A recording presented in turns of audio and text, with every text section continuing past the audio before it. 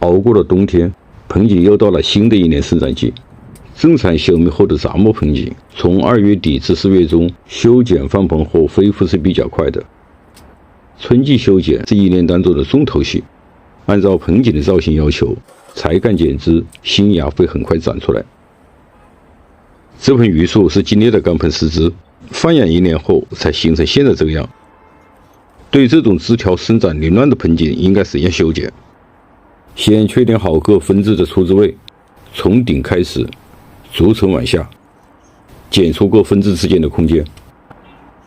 分支之间的空间一般包含2个方面，一是枝盘生长空间，修剪要考虑枝盘成型的大小，为剪后长出来的侧枝留有余地；二是枝盘间的间隔要恰到好处，枝盘间留有空白，形成呼应，整个盆景层次分明，看上去就会使人感到舒服。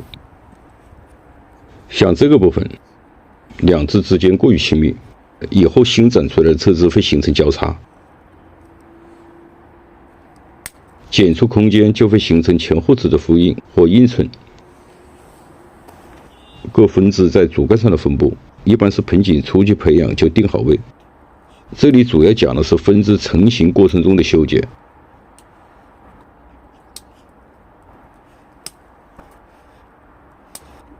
剪出分支间的空间，首先是剪出各分支主枝的走向、大小及高矮。像这样剪出流畅的线条。在修剪的过程中，像这种生长旺盛的枝不要留。这种枝不仅是失去了过渡，在生长的过程中也会拉动整个主干的伸出，产生比例失调。在这里留了一个压点。像榆树这种生长快的树种，尤其是在春季修剪，发出的枝条生长快，形成过渡不会花很多时间。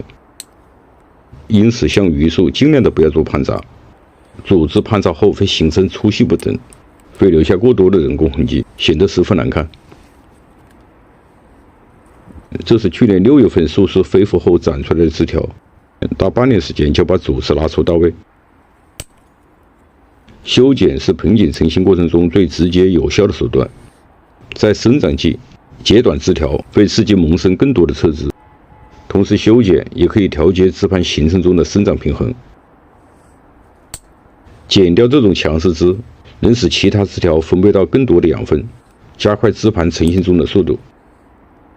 像榆树、对节柏纳等等生长比较快的树种，成型中最有效的办法就是逐年蓄养和修剪。不知朋友们是否这样认为？初办盆景除了种养，最多的理论是修剪。一般人评价别人的盆景，对自己的盆景则不敢动手，其主要的原因还是缺少观察。在盆景的修剪过程中，先别想着留什么样的枝，而要先斟酌去掉什么样的枝。明知在造型中得不到利用的枝，牵强把它留下，就会使自己在整个盆景造型修剪中左右不定。观察要从盆景的多面看，向俯瞰就能发现很多枝条处于纵横交错的状态。像这种情况，把枝条剪短或者是去掉就完事，就这么简单。剪出分支间的空间，剪出主干，再剪侧枝。盆景修剪一般是在这种有序的状态下进行，东剪一下西留一下，就会使盆景修剪越剪越迷茫，往往一剪就会，就是在这种情况下产生的。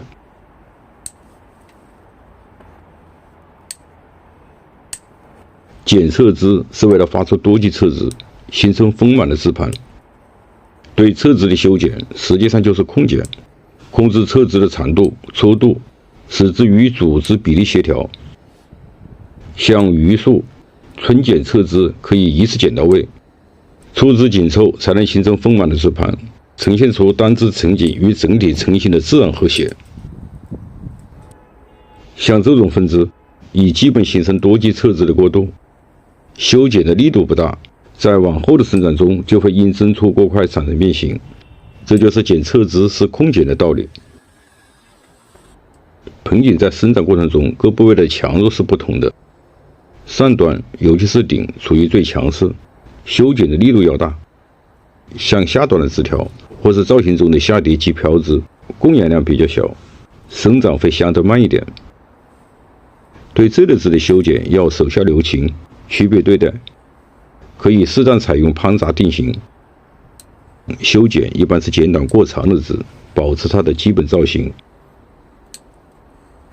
春季盆景修剪有一个重要的因素值得注意，翻盆修剪枝条要适当的留长一点，盆土不要过湿，尤其是在下雨天最好不要修剪。像榆树、梅花，过湿状态下修剪容易引起结口流胶。